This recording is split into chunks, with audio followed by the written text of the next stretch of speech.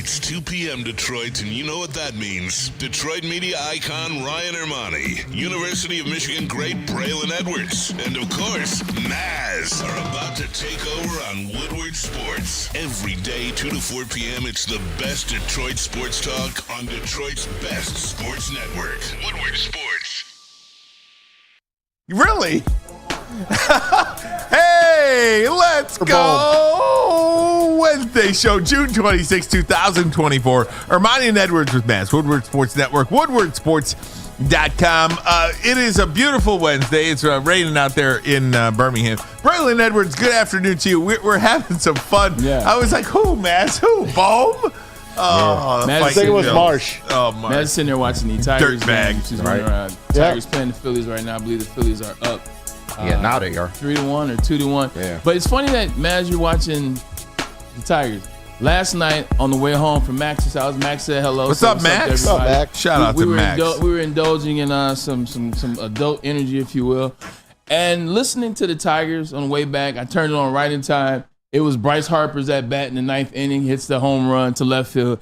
You know he's one of my favorite baseball players. Oh, yeah. Like, the fact that you got a lefty that can go left field, home run on a high fastball. Anyway, Dan Dickerson is extremely good at what he does. So good. Like, extremely good at what he does, man. Just listening to the broadcast last night on the drive home, it reminded me how great he is. He brings you in there, allows you to kind of visualize exactly what's going on inside of Comerica Park. He's one of a kind. And then I got a chance to listen to him a little bit on the way into work today. Same thing. Matt Vierling hits a home against run. his So old I'm team. noticing every time I'm turning on the Tigers or I'm going, home runs are being hit, even if it's by the other team. And with that being said, Bryce Harper is just he's lights out, Maz. He's lights out. I think He can make a team. he's 5 for 9 in the 2 games so far. This doesn't include today's stats. 5 for 9, 3 doubles, 2 home runs, and 1 was an opposite field home run last night. Now, with that being said, the Detroit Tigers. Has there ever been a Tiger team, Maz, that has frustrated you more than this particular Detroit Tigers team? And the reason why I say that, we know they have the pitching. You see what they are. If they could just have some consistent bats. Last night, they beat the Phillies. They take the tie. Today is the rubber match. They beat the Rangers in the series earlier this year. This seems like a year where they could do so much more than what they're doing. But yet and still, here we are just fluttering with 6th to 7th behind. So I ask you this question. Yeah. Has there ever been a Tigers team that has frustrated you as much as this 2024 campaign? I'd only go back to 06 and 12 in the World Series. Yeah. Okay. Those 2 Tiger teams were really, really good, and they underachieved. This one, we all expected them to be a 500 team, maybe a little above, and contend in a weak AL Central. We didn't know the AL Central was going to be a lot better than people thought it was. Yeah. So they can't compete, and they're not a playoff team yet. It sucks. At the beginning of the year, they had a great start, their best start in a long time in April. And it's fallen on deaf ears here, man. They just got too many holes in the lineup, and they got some good arms. They got probably 3 good arms. I wish they would keep Flaherty, to tell you the truth. Sign the guy. It looks like Chris Fetter got to him and improved him. Today's a bullpen game. It's the old Jim Leland, let's throw this one away game. A.J. Hinch is doing the same thing. They're already on their 3rd pitcher. Montero's in now. So they can't score, man. I didn't realize 4 runs yesterday was overachieving for them. I didn't realize Chris Fetter was such a large human being. Yeah. I saw him on Sunday. Ryan, he's 6'7". Yeah. He's 6'7". But anyway, Ryan Ermanni, same question for you. Has there ever been a Tigers? And I understand to the point where we knew what this team was going to be. I just don't know what they're going to do. It's still frustrating because, you have games where you see the potential, and then you have games where... Here's where it's frustrating. And to answer your question before I say what's frustrating is to blanketly to answer your question, I don't watch them enough to be frustrated by them. Gotcha.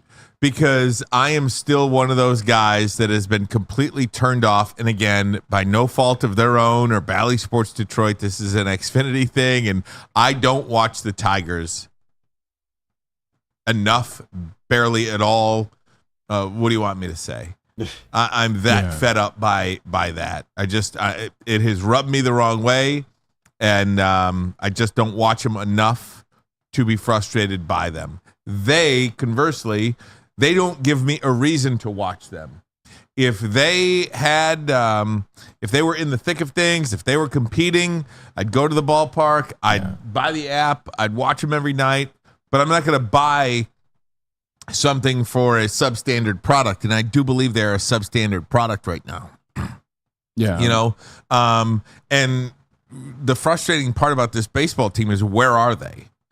Like, who are they? Who are they? It's more like What are they going to do? Like, going which forward? direction do you go? And Jim Bowden today, let me just pull it up. Jim Bowden, MLB Network. I think this was a former GM, Lynn Henning. You guys are looking at that. Don't you take your time, Ryan. For me, Maz, I moved back here from Miami 2014. 2014 is the year I finally came back. That team was frustrating because that team had everything they needed except the bullpen. They were at the end, though. They had the playoffs against the Kansas City Royals, I want to say, to get in. Yeah. That team, if they had a bullpen, was nice. Orioles swept them that year. And that was the end of them. That's what it was. The Orioles. Yeah, and that was the end of them that year. But this team, man, they have who do you keep? Last night I was at the game, and Drew Lane and I were there. Thank you to Drew for taking me to the game. We're sitting there hanging out, and we take out the roster of the team. Riley Green. Who you want to keep? And out of the whole lineup, we managed to keep 12 guys. Riley, Veerling, maybe.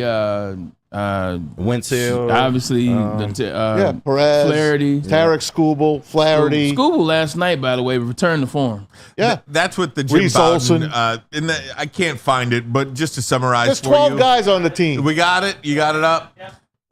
So Jim Bowden talking about how Tarek Skubal, this is it right here. Jim Bowden saying today that the Tigers are receiving overtures about Tarek Skubal. Tons of fans will shriek at this, but the trade package for Skubal would be of such a size and necessity for the Tigers that they make the deal if there's an appropriate abundance, and very well could be.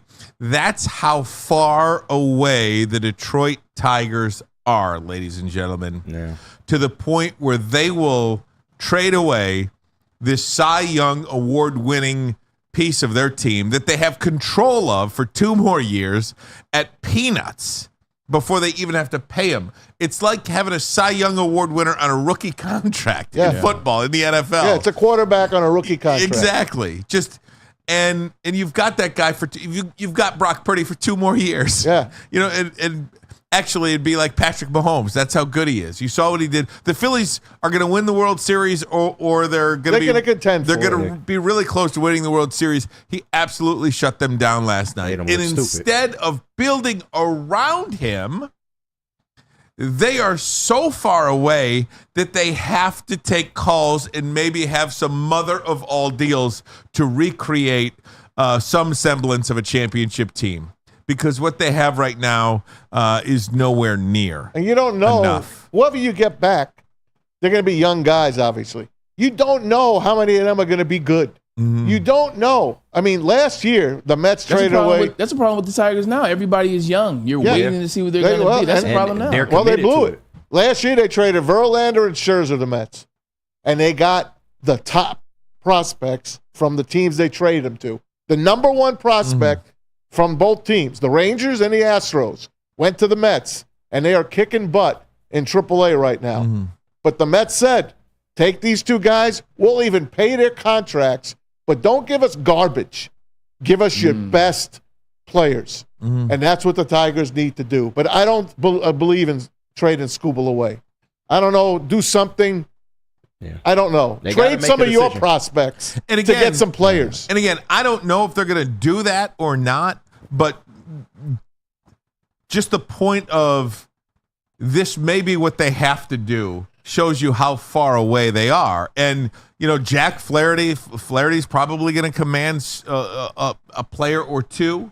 Might get something nice for him. But again, this pitching staff, I really believe, is good enough to compete and win a series. And it's just so bad to sit here and so what, another 3-4 years before you do anything. It's already 10 years. Yeah. And that's the problem too. You know, you talk about Jack Flaherty. Jack Flaherty having a really good year working with Chris Fetter. He's been really tremendous on the mound. We keep talking about the one game, 13 Ks, and they still lost that game to the tune of 0-1.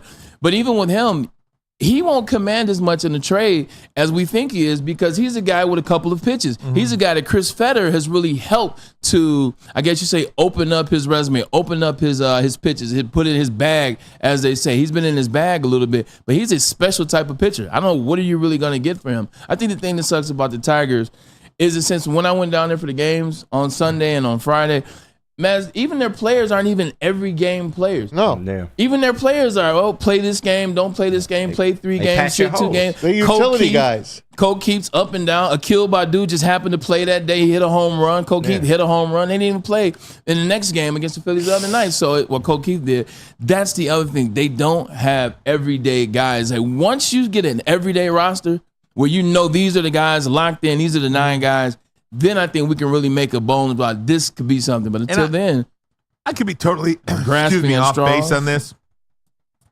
But I mean, even look at Riley Green, all right?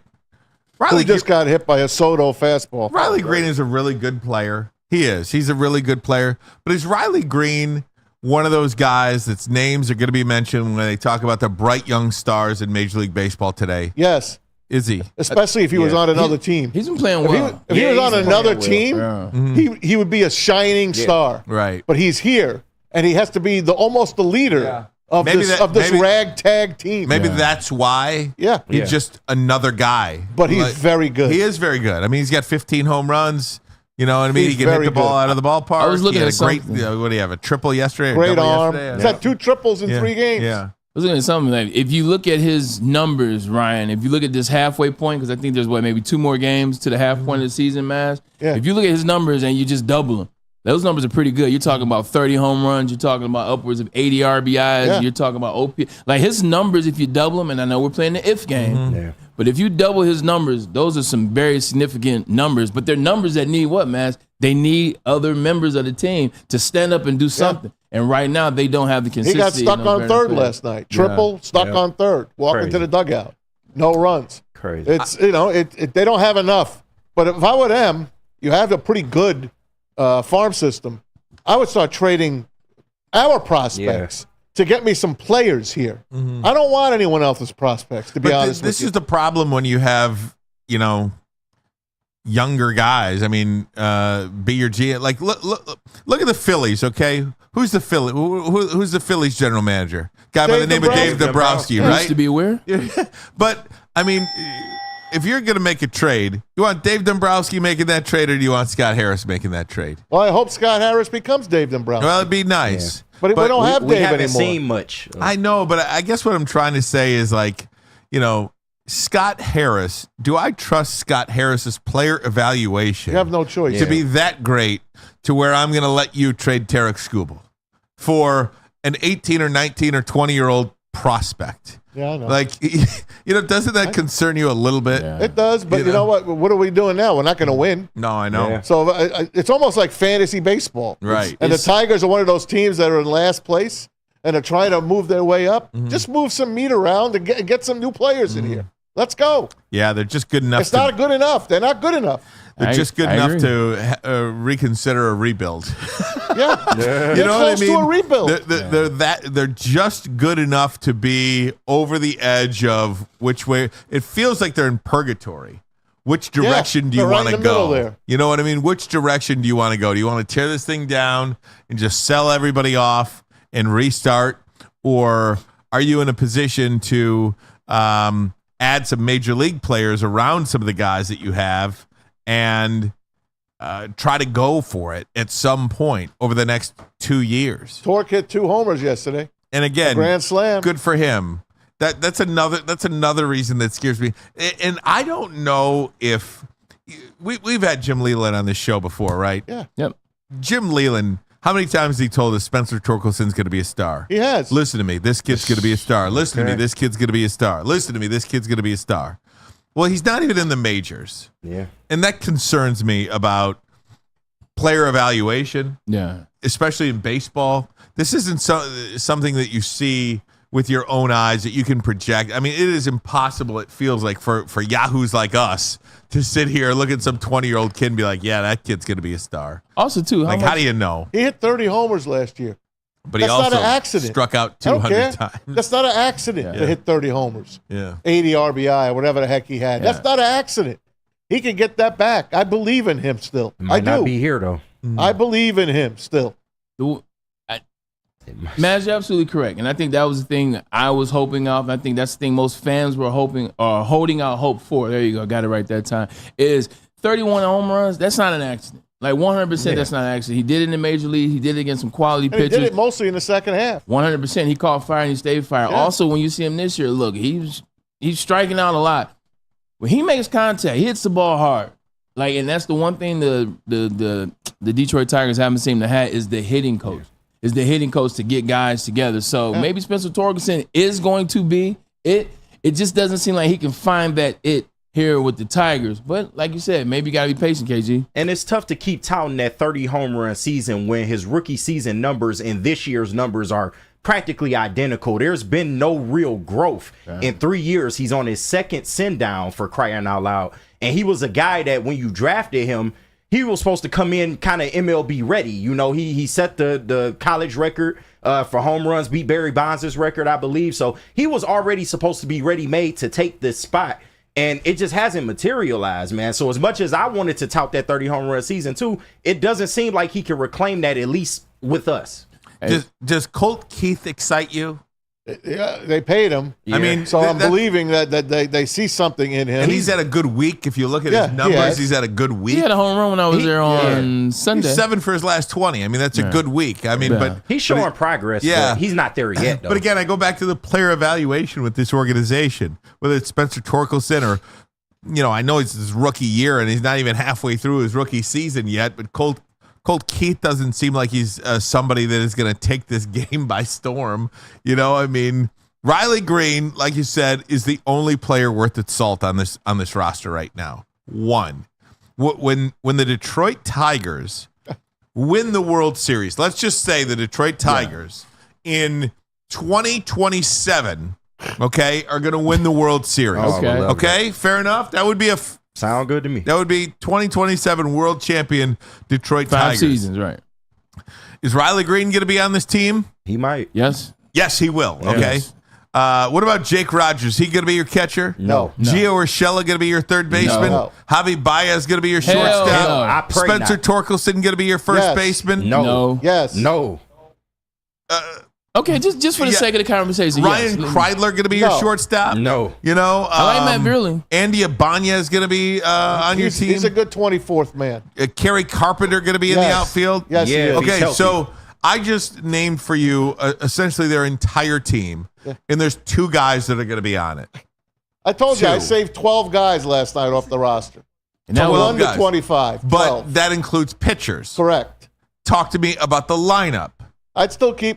I think Wenzel Perez is going to have an opportunity to stay with this club. I think Matt Also hit a Beerling home still has run a when I was career there. here. He's still young Everybody enough, hit a home 28 years old.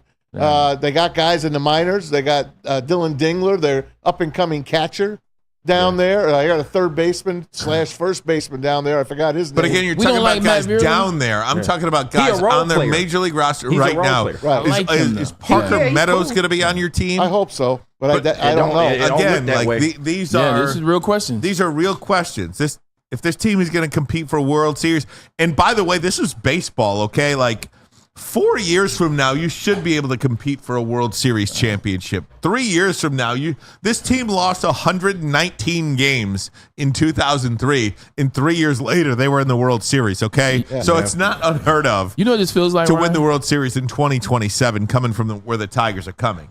I love this question. Pause. It feels like the same question we were asking in 2021. We were sitting here doing our first year of the bottom line now, Ermanni and Edwards for Maz. We were asking about the Lions. Who on this Lions team will be here if Dan Campbell and those guys can get it figured out? We only had a couple names at the time. At that time, it was Panay Sewell. We had just drafted him. You love the center. Why can't I think of the center's name? Frank Ragnow. Yeah, Frank Ragnow. Taylor Decker wasn't the name we mentioned. Yeah. It was Frank Ragnow. It was Panay Sewell. Those are the only 2 players that we can think of on that 2021 team. They drafted, they worked their magic, they added the right people, and it is the front office. So if we gave them a second, you gave them some time, I think that's kind of where the Tigers are, is that 2021 Detroit Lions. Because we only can name 2-3 players off that team. And a lot of those players are gone. It's a whole new I hope team. Malloy is a guy that you keep. Well, that's what I was going to say. Broder is in the chat, says Green, Keith, Perez, Malloy. Probably that's it on the Malloy current caught the team. pitch. So those are your two outfield. Two of your no. There's three outfield. You think you have, but I think my point is, do you think you have your outfield right now? Perez, Malloy, and Green. Is that your World Series championship winning outfield?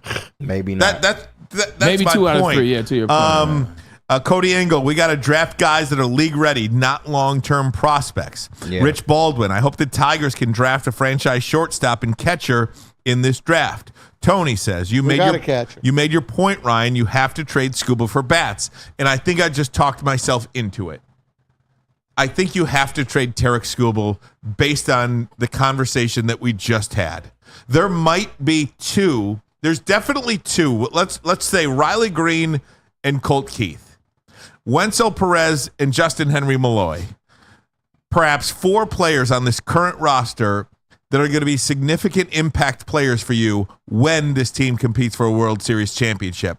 And that is being generous. That's pretty bad. Because when the Detroit Tigers compete for a World Series 3 or 4 years from now, I do not believe your outfield will be Malloy, Green, Perez. Let me ask you this. I just don't see that. In all seriousness, do you believe that the Tigers will be contending in 4 years? And the reason I ask is to give you credit before you answer. Because you said the Detroit Lions in 2021 will be competing for the Super Bowl in 3 to 4 years. So when you say it, I believe it. No, I don't believe that at all. Okay, gotcha. Because I just don't believe in the organization. Okay. I just Is it Chris Ilitch more than anything? No, well, no, it's not him. It's everything. I just don't see it. I don't know what Scott Harris is. I really don't. Yeah. Who has Scott Harris brought to this But organization? it doesn't matter if you know him or not. He's who we have. I understand, but I'm not going to go out here and pound my fist against the table and say this team's competing for a World Series because I just don't know. Yeah. It's not that I don't believe in them. I just don't know it yet. Remember how Dave Dombrowski builds teams? He empties the minors to build his teams. Yes. He wins World Series that way. Should have won World Series here. So this guy don't look like he's going to empty the minors. Yeah. It looks like he is. It's the opposite, actually. Right. He's the opposite. Nah, because he was on a podcast with Jason Benetti and Dan Dickerson yesterday, and he alluded to the fact that he really wants to draft and develop. So I just don't know what that means in the grand scheme going forward. When you say you don't want to block the young guys currently now with seeing where this team's at, I don't know what that necessarily means for the future going forward, because a lot of the guys that you thought would be a part of this aren't a part of this right now. So yeah, I mean, I totally agree with you on that. And Marsh 2-run RBI, by the way. Oh yeah, another dirtbag. Yeah. Didn't he hit the homer too? Look, they're playing the Philadelphia Phillies. Yeah. The rubber match. It's shocking that the Tigers got one. Yeah. I mean, really, they scored 4 runs last night. Almost shut him out too. Ranger Suarez, who I think is going to be the National League starter in the All-Star game. He's a really good pitcher. He's having a great year. Just a Fan says, why trade away your best pitcher when there are no salary cap and you can spend what you want? That's just it. That's not who this team is. that's on Chris. That's not who this team is. You look at the Yankees, right? They go out and make a trade for Juan Soto. They're going to pay Juan Soto $600 million. Okay. Yeah. Now, Juan Soto is a joy to watch Him play and baseball. Judge, you can't turn around. But again, that's not who the Tigers are. So you have to win another way. Chris Ilitch is not Mike Ilitch. And I'm not even saying if Mike Ilitch was alive. Chris Ilitch gets bashed all the time, and I understand that. I get it. But again, who out there, like, you just can't buy 9 players. I mean, you could. In baseball, you could, but it's just not how it works. You've got to have some sort of, even the Yankees, they had the core 4. The core 4 were guys that they drafted and groomed and then built around them. Who are the Tigers' core 4? And for those of you that might be too young and don't know who the core 4 was, it's Andy Pettitte, it's Mariano Rivera, it's Jorge Posada, and the great Derek Jeter. Yeah. Those are the core 4. And then you get free agency. You build out from that. You acquire Johnny Damon, Alex Rodriguez. You acquire all these other guys. Johnny Damon. Yeah, you acquire Johnny Damon, and that's Robinson Cano. Yeah, that's just what it is. I just don't know who the core four are here for the Tigers. They're still trying to identify him. Well, the core four right now would be Tarek Skubal, Riley Torkelson. Green. Nah, you can't put Torque in that. I'm talking in terms of who you drafted. Yeah. That's not Torque- the if guy. Torque was up That's here, not I Scott would- Harris's guy. If Torkelson was up here, I would include him, but he's not up here yet. I do believe he's going to be here. I do believe he's going to be that number 1 overall pick. Okay. Casey Mize struck out 10 the other day. I know he gave up 4 runs early, but I'm starting to see something in Casey Mize. I think Casey Mize is gonna be probably not the guy they drafted him for, but he'll probably be a pretty darn good pitcher. Maz, let me ask you this. Look, you watch more Tigers than myself and Ryan. Like, you've been dialed into the Tigers. watch them every night. You watch every game. You watch the guys that go up, the guys that come down, et cetera, et cetera. You're also biased because you're super nice. I want to appeal to the honest Maz right now. I want to appeal to the Maz. Do you see enough? Because I remember when you had this conversation with me about the Lions. Because when you and Ryan tried to get me on the Lions bandwagon, 2021, I know I keep bringing up that year. I was like, Maz, you sure? It seems like the same old Lions. Bray, I see something. It's different. Then it got to the end of the season. I said, all right, maybe Maz isn't being biased on this, so maybe he does see something. Now here we are sitting at 12-5, NFC Championship. Do you see something for real with this Tigers team this time around? Tom Mazaway, you're on the clock. This Tigers team, as we're looking at it right now, is a 75 to 80 win team. But do you see some players? I see some players still. Okay. I do. The ones that we've been talking about. But that's not enough. You have to fill out a 25-man roster. I'm hoping the guys that I've been reading Lynn Henning's columns about, like our catcher and our third baseman that are ready to come up and blossom, supposedly. That's what I'm looking for. I don't remember the last good catcher we had was Pudge. Can I just ask? The only thing we got left from Verlander is Jake Rogers. So wait a minute here. You bring up an awesome point here. You bring up an awesome point. And one I want to continue on if that's okay with you guys. So you think the Tigers are a 75 to 80 win team? Yes. And I do too. Here's the problem with that. Do you feel they're a 75 to 80 win team that is on its track to 90, 95, 100? Yeah. Or do you feel it's capped out at 80? It all depends on the guys that are ready to blossom. All right? I need Torque up here. I need Dingler up here behind the plate. Mm-hmm. And I'm forgetting Broder, who's our first third guy that we got down there that's ready to come up here. Jace Young. Yes, Josh Young. He had a bad weekend. He had a bad weekend. Yes. His brother's playing for the Rangers. Max Clark is supposed to be killing it. That's going to be 3 years from now. But you know what? They drafted a high school kid. But God, he better be it. Because Wyatt Langford is playing every day for the Texas Rangers. Yeah. They passed him up. Mm-hmm. That's true. Max Clark better be ready next year. No, he's not going to be ready next year. It's going to be another 2 to 3 years before we see Max Clark or Kevin McGonigal. Those players we just talked about, Ryan, adding to this team and keeping the pitchers you have, Reese Olson, Tarek Skubal, Jack Flaherty, Casey Mize, that's a good 4. But you're talking about what you're talking about, Maz, if you're just going that route. You're talking about several years. Mm-hmm. Max Clark isn't even going to be in the majors for 2 or 3 years. Yep. And once he gets here, is he going to be like a Parker Meadows? Right. Is he going to be like a Spencer Torkelson, where it's going to be a little bit of a bumpy ride, and then you're going to have to wait another 3 years before it clicks? Just right there. If it's 3 years to get to the majors and then 3 years to figure it out, that's another 6 years before Max Clark does anything. And oh, by the way, if that's the case, he's still only 24 years old, so that's pretty good. You know what I'm saying? I just believe. You know what I'm saying? Yes, but there are 4 players right now ready to come up here and add to this team. Yeah, that's 4. That's what you need. Okay, and then throw in Torkelson to rebound. Throw in Parker Meadows to rebound. He's a phenomenal center fielder. Mm-hmm. Phenomenal. If he could hit 250, you got yourself a good outfielder. Yeah.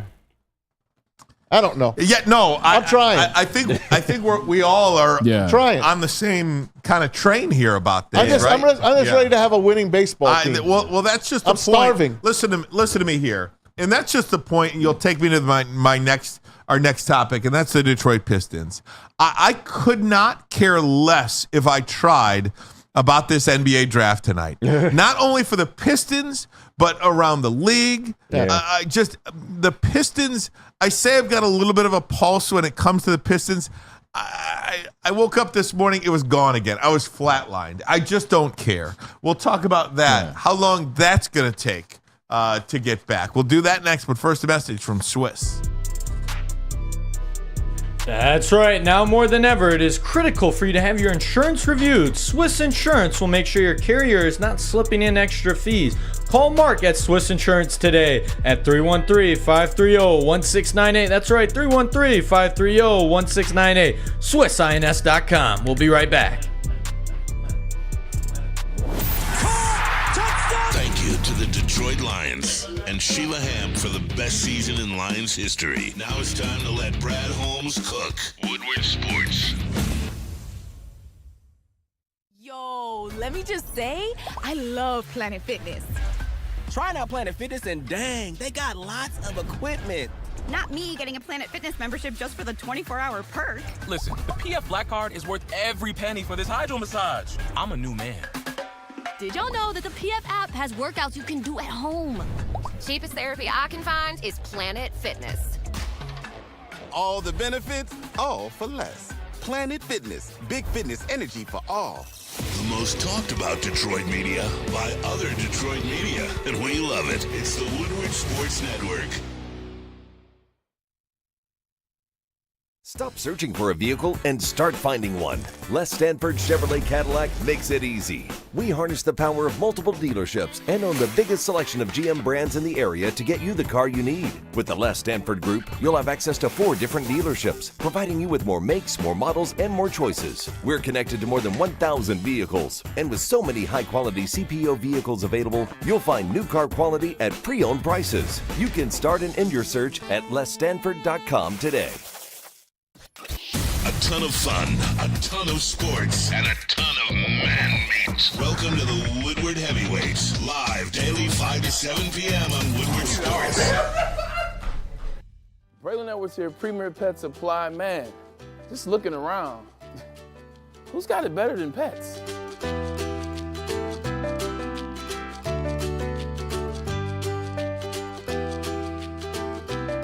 Come on, a baby stroller for Coda?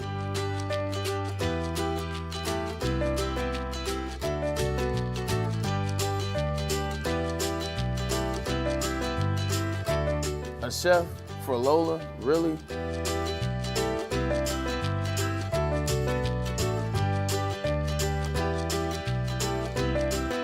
don't have to tell me who the real boss here is. Who's got it better than pets? Nobody, especially here at Premier Pet Supply. For over 30 years and more than 13 locations, Premier Pet Supply has everything that your pet can dream of, and guess what? It's all under one roof. Premier Pet Supply, family owned, operated, and proud to call Metro Detroit home. Check out premierpetsupply.com or scan the QR code today. Who's got it better than pets? Nobody! The most talked about Detroit media by other Detroit media, and we love it. It's the Woodward Sports Network. Hey, gang, let me tell you about Les Stanford Chevrolet Cadillac Buick GMC. What happens when you run a great business for over 50 years? You expand and offer more products to more people. That's exactly what Les Stanford did by adding Les Stanford Buick GMC. This dealership located in Ferndale on Woodward Avenue, just south of 9 Mile. And if you're looking for a Chevy or a Cadillac, look no further than Les Stanford Chevrolet Cadillac in Dearborn on Michigan Avenue, where they have been for over 55 years. You can find the brand you want, all 4 GM brands under one umbrella. LesStanford.com, LesStanford.com. Together. Let's drive. Together, let's drive, baby. Let's drive on over to Lady Jane's. Haircuts for Men. Awesome is when a guy can be a guy and get an amazing haircut. That's Lady Jane's Haircuts for Men. Stop in, sit back, relax. Let one of Lady Jane's talented stylists make you look and feel great. You can walk in anytime, 7 days a week. Lady Jane's, it's wicked awesome. Wicked. Also, they braid hair.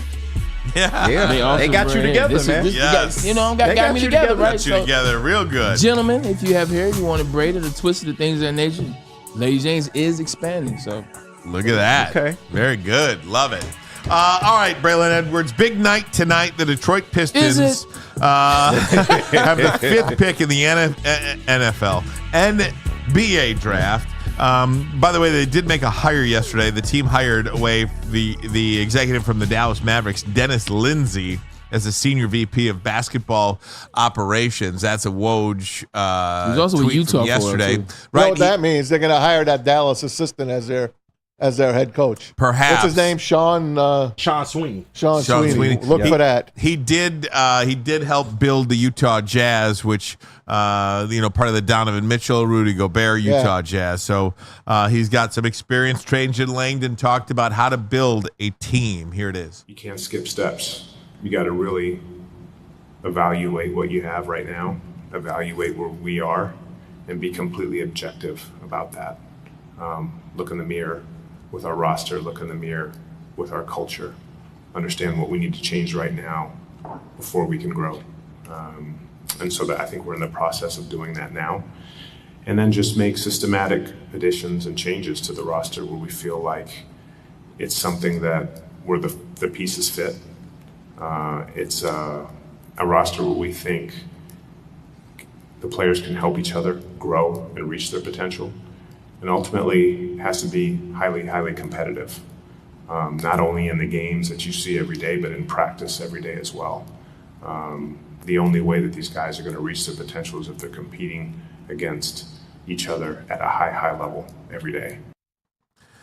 So that's Trajan Langdon. Here's the order for tonight. The Atlanta Hawks have the top pick. And as of this morning, when I looked at ESPN and I saw Adrian Wojnarowski, he said the Atlanta Hawks are still deciding who to take number 1. So maybe it's not the worst thing in the world that the Pistons did not get the number 1 draft or the number 1 pick of the NBA draft. Guys, I just don't care about this.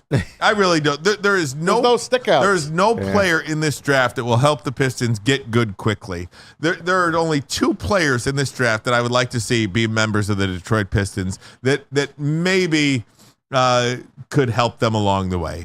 And that's Donovan Klingman, the 7'2" UConn center, and Zach Edey, the 7'4" Purdue guy.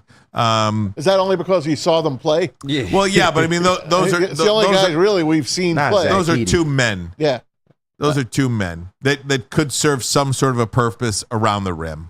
Yeah, the NBA draft itself isn't going to be anything pretty much to watch. We'll tune in and maybe I'll see what happens via social media. But just getting back to Trajan Langdon, it's kind of funny. Yesterday you were talking about J.J. Redick and just how like the white guys from Duke, be it him, be it Cherokee Parks, be it Christian Laettner, how they bother you, they rub you the wrong way. Quite the opposite with the light-skinned black guys from Duke, because Grant Hill and Trajan Langdon, I can sit there and listen to them. I feel like they're telling me the truth. How about Thomas Hill? I liked him too. Thomas Hill was. It was funny. I thought you were going to say black guys from Duke burn me. No, not at all. Not at all. Listening to Trajan Langdon, you feel like he has some sense of what's going on. He has a plan. And I think that's the biggest thing that the Detroit Pistons haven't had in years, is a plan that you believe in, or a person that's giving you information that you say, you know what, maybe this individual knows what he's talking about. I like the fact that he's hired 2 coaches already. He's hiring a shooting coach. We know what the Detroit Pistons can do. They cannot shoot. They don't have guys on the team that can shoot. The first person that he hired was a shooting coach. He got rid of Troy Weaver. They had to get Trajan Langdon. They got rid of Monty Williams. Like, he's making moves and letting you know that, look, I have a plan to put something in place. This draft isn't going to be the draft to get Trajan Langdon going in the right direction or get the Pistons up-started and jump-started back to a team that we believe in. But if I just sit back, and I've watched the Detroit Lions over the last 3 years, and I've watched the Red Wings and whatever plan the Eyes are playing, it kind of works, kind of doesn't. I'm patient. I think that's the word people here in Detroit don't want to hear. They're tired of hearing that word patience. But we talk about the Tigers. Tigers fans are damn sure tired of hearing that word patience. But in this particular situation, man, sometimes to put new bricks in place, to put foundation in place, you have to be patient. And Trajan Langdon, just listening to him at the podium, watching the moves, seeing the moves that are going to happen behind the moves. You talked about Sweeney and the Mavericks. It seems like, Ryan, and maybe I'm giving too much credit, seems like at least they hired somebody that has a plan, that has a vision. He's just not coming in here trying to, what do I do now? Scratching his head. And again, great. You know, I mean, I'm trying to get you gassed up, man. And I get it. I'm just in I'm in a phase with the Pistons where it's like, okay, awesome, just show it to me. Yeah. Can somebody show me something other than the Detroit Lions? And I'll include the Detroit Red Wings in there. I agree. I mean, it's 5 years. The Red Wings blew it. Yeah. Like they literally put both hands around their necks and choked themselves. They choked themselves out. Not in the last week of the season. The last week of the season, it was about as fun as it's been. They played as good as any team. When Larkin went down, it was over. But at the end of February, when they had like 9 points clear of being in the playoffs, it's a choke job. It just is. And yes, the final week of the season was amazing. It was awesome. Wouldn't you love to have Paul Maurice behind the Red Wing bench? Wouldn't that be something? Oh, my God. I'd go roll the Brinks truck out right now and get Paul Maurice here. But again, Maz, after all these years, all we do is talk about these teams. All these teams do is talk. They don't do anything. The only team that does anything is the Detroit Lions. And how long did it take them? 3 years. 3 years. I'm just talking about new regime. Well, yeah. Okay. You can't say 60 years. I mean, you could. No, I agree. But I agree with you. It took them 3 years. So this would be year one for Trajan Laney. One of the biggest things I like to him when you listen to that soundbite, he said, we are going to evaluate the talent. I believe him. When you come in on firing the people that everybody has wanted to be fired, now you come in with a fresh slate and it seems like you have a plan. When he's saying we're going to evaluate, he's going to do the same thing we said. What guys here can play? Yeah. What guys can we build around? Because other than that, we're getting rid of guys. We're moving guys. We're moving pieces. We're moving things. And I think that's what's going to happen. They're going to take a real look at Cade Cunningham. Like, I think he's on the chopping block. They got 4 guys. I think Jaden Ivey, when I say chopping block, I'm talking about these are guys that if they don't show, what about Cade Cunningham over the last 3 years that made you think he has to stay here or he has to be a piece that you can build around? I think everybody is going to be evaluated. Cade Cunningham, too. Okay. How about Sasser? You like Sasser? I do, but the blood clot scares me. Like he's too young to have. He's too young to have blood clot. Excuse me, Sar Thompson. Marcus Sasser. Yeah, Marcus Sasser showed me some things at times. I think there's 5 guys on this team that you build around. Sasser, Thompson, Cade, Ivey, and Duran. Yes, and Sasser. Look what the Knicks did yesterday. Okay. Oh my God. This is that was crazy. Don't show me. Foolishness.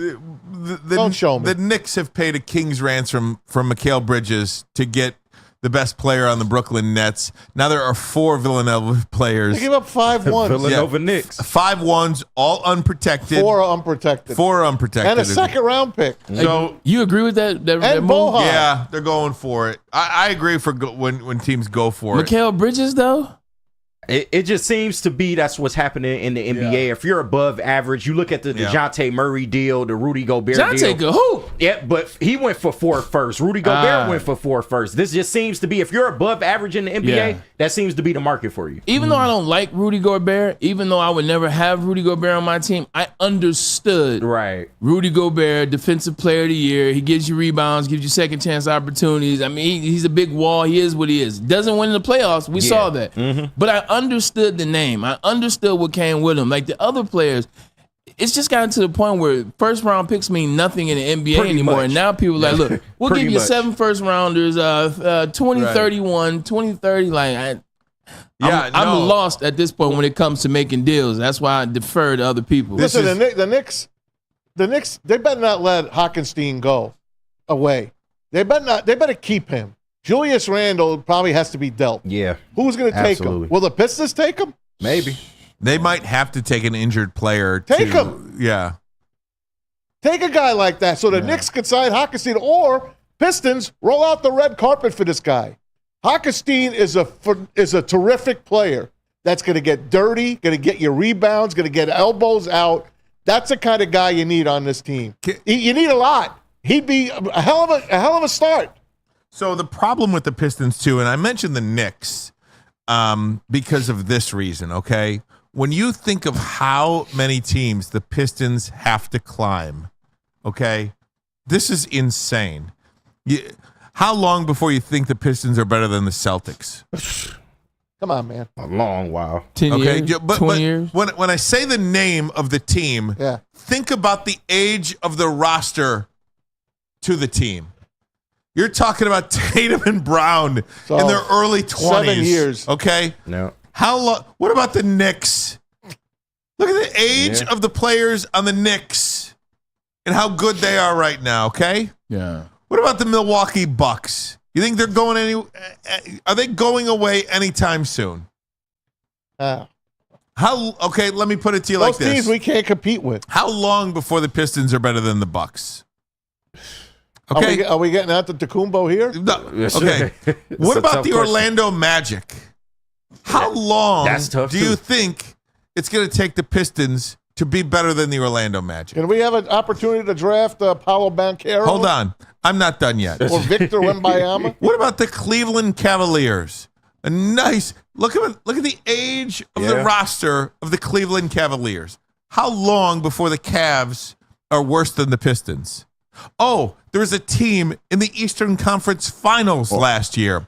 How long do you think it will take for the Detroit Pistons to surpass the Indiana Pacers? What about the Orlando Magic? I just said that. Oh, Yeah, sorry. you said the Magic. I'm Yeah. sorry. Yeah, the teams we're finished. Oh, wait a minute. We're done. Can I just say a couple of things? How long do you think it's going to take before the Detroit Pistons are better than the Philadelphia 76ers? Well, that might not take that long. How long is But I mean, Embiid Tyrese gonna Maxey, be there? Tyrese Maxey is he's good. is a building block. Embiid He is is. not going anywhere anytime soon unless there's injuries. What about the Miami Heat? You believe Eric Spoelstra? You think- Yeah, he ain't gonna just lay down. So what you're telling me is the East will be the new beast.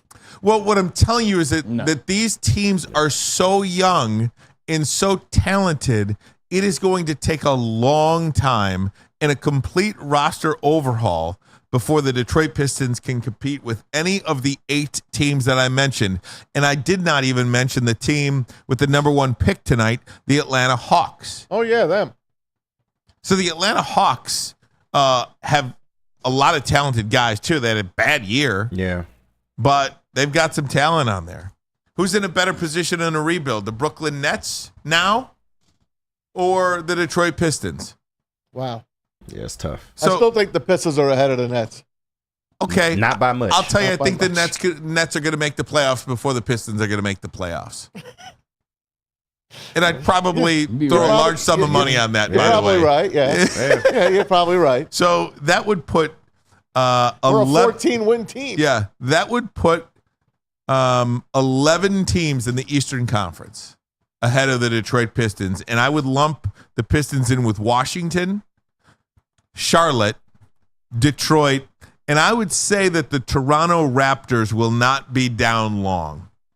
They are Scotty too. They got Scotty Barnes. Yeah, the Toronto Raptors will not be down long.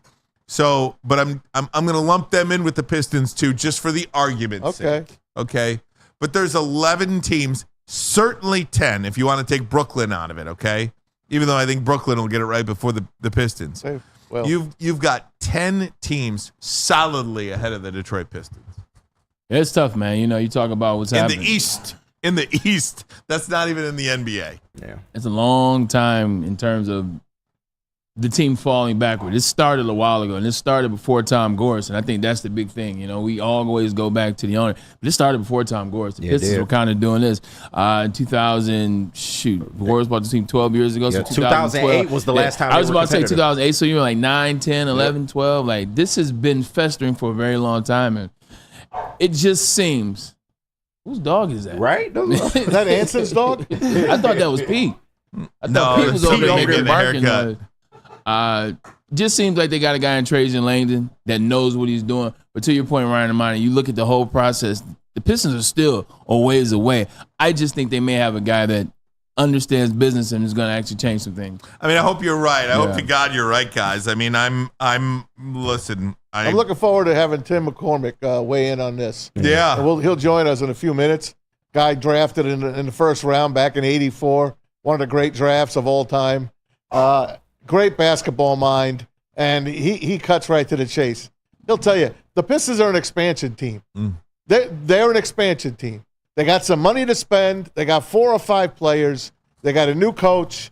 They're going to have a new coach. They got a new GM, president. They are an expansion team. Let's just pretend we're starting over. Okay? Remember we always wanted to trade the Lions and bring an expansion team to Detroit? Well, we've traded the Pistons, And we're going to rename them the Pistons again. Just like when they bring the Arizona Coyotes back eventually. They're going to be the Coyotes again. So we have an expansion team, guys. We do. Utah Yetis. We got 5 years minimum to be good, to be playoff ready. 5 years. Yeah. There's no doubt. And again, like all these trades are going to start happening now. You see the Mikal Bridges. Houston is trying to get Kevin Durant from Phoenix. But Phoenix wants to win now. Well, Phoenix wants to get rid of Stephen A. Smith was out there today saying that Phoenix, no matter what they say publicly, are trying to get rid of Kevin Durant. Houston made a trade with Brooklyn today to free up to give Brooklyn their picks back. I was confused by that. Windhorse was beside himself what Houston did. There are so many picks that have been gone. Look at the Oklahoma City Thunder. At one point, didn't they have like 25 picks? But that's why they were why they were the number one team in the Western Conference this year too, because all of those picks led to this roster. But you have to be smart about it as well, and you have to get a little lucky. Chet Holmgren was a really good pick. Shai Gilgeous-Alexander is an MVP candidate. Yeah. You know, guy from the Clippers. Yeah. So. You know, but again, you use some of those picks to trade. Sam Presti, Who are you trading with? You know, nobody wants the number 5 pick. That's another thing about the Celtics. You know, we're talking about the Eastern Conference. That's another thing that is going to sustain how good they are and how good their hold over the East will be for a while. Not only do they have their core 4, as you were talking about, they got their core 5 or 6. They also have all their draft picks. They have their first-round draft picks for the next 7 years. How many teams can say that, can boast that? You may say it doesn't matter. Organizations that know how to scout, organizations that know how to draft, it matters when you have your first round pick. And the Celtics, they got 7 out of their next 8. I think they're going to stay on top for a while. I think tonight the Pistons will make some moves. I believe they'll move one of that core 4, their core 4, and get some draft picks. Yeah. I believe they'll take on a bad contract from somewhere to get some first round picks. I believe they'll build like the Nets are trying to build.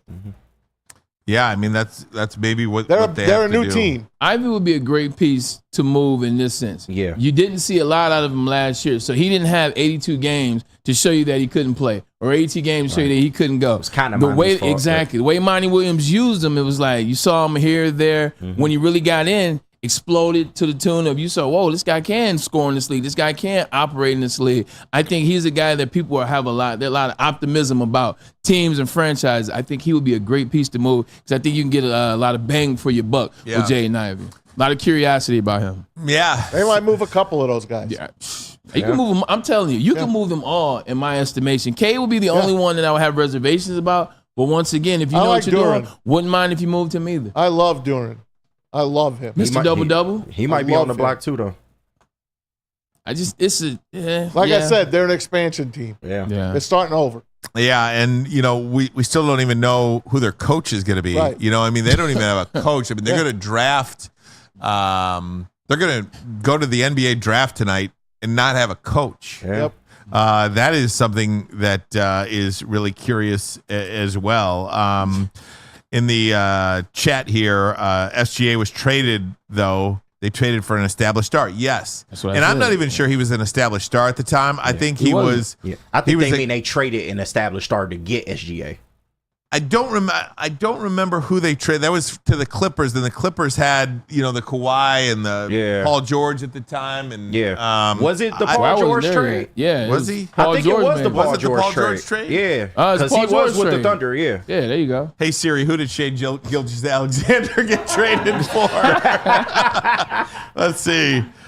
Paul George. Yeah. Yep, it was the Clippers traded Gilgeous-Alexander, Danilo Gallinari, 5 first-round draft picks, and the rights to swap 2 other first-round picks to the Oklahoma City Thunder for NBA All-Star Paul George. But see, when I look at that draft pick, now here we have some years behind that. That pick, that trade happened 4 years ago, 3 years ago. Yeah, about now that we got some distance behind it, that trade worked out for everybody involved almost. Kinda, yeah.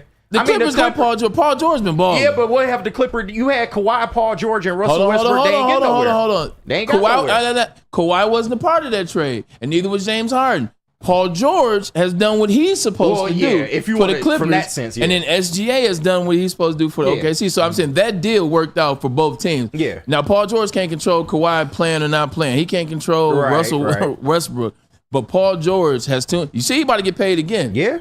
So yeah, that was a legit trade. I like it. Yeah, NBA is really entering, I think, a pretty interesting phase because the super teams seem to be out, and it's like, don't tell me KG, Ray Allen, and Paul Pierce and all them were year 14. They was kind of the original Harden, Durant, Westbrook, 1-0, and yeah, Kyrie, I know, but Kyrie at one point that didn't work, but that was a big three.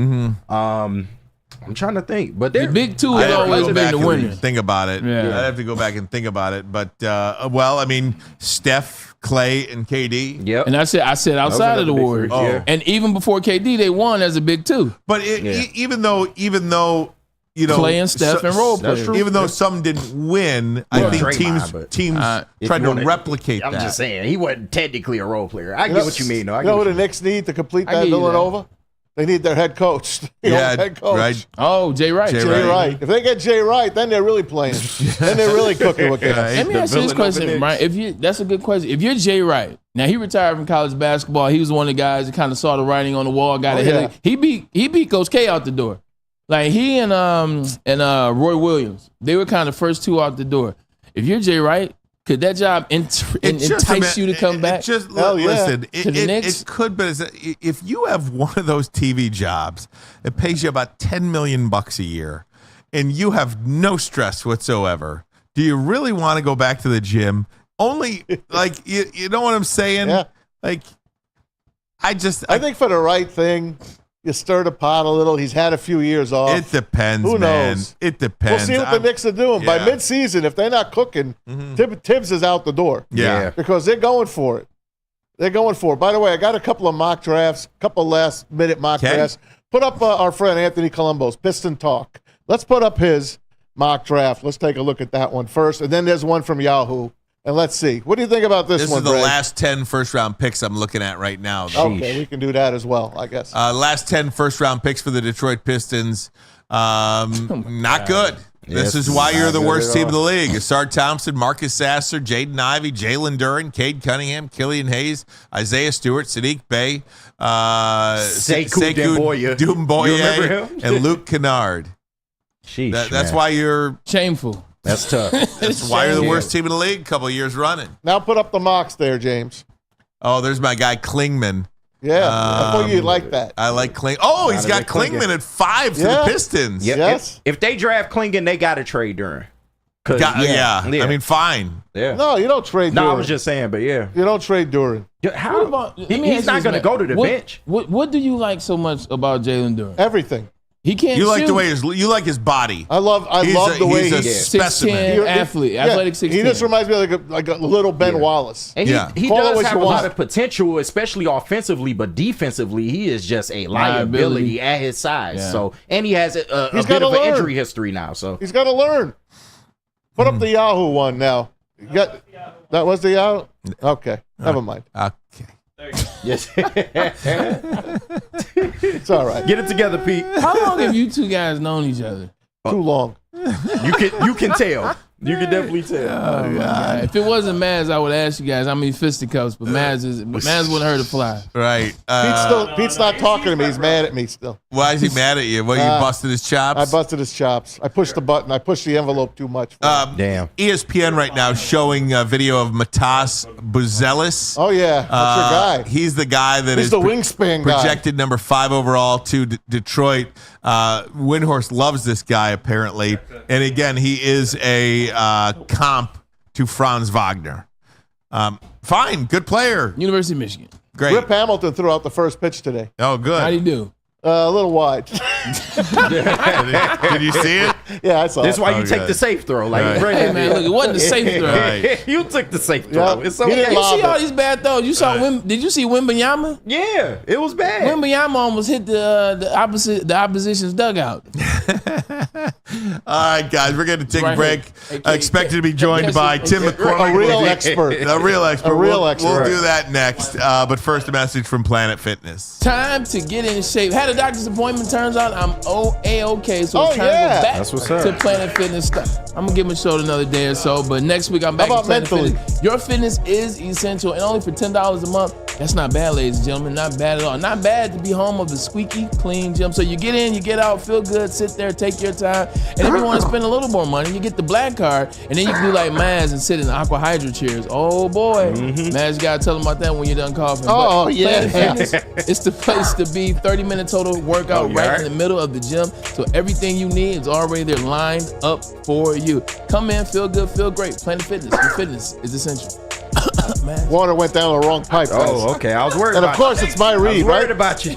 Hey, attention sports fans. Dr. Pierce, maybe he can help me. You might need to see him. Don't miss our expert sports injury insights, of course, with Dr. Jeff Pierce of Michigan Sports and Spine. He was on Dr. Pierce every Tuesday with Big D Energy, Thursdays during our show right here. Trust the guy that DMAC trusts. It's Dr. Jeff Pierce. He's here to keep you in the game, performing at your best. For more information, visit MichiganSportsAndSpine.com or call 248-426-9944. You smell that? That's Brad Holmes cooking. And the off-season smells good. Woodward Sports. Braylon Edwards here, Premier Pet Supply. Man, just looking around, who's got it better than pets?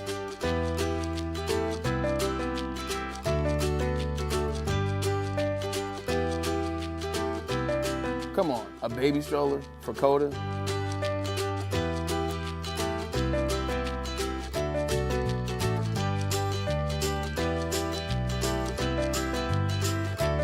A chef for Lola? Really?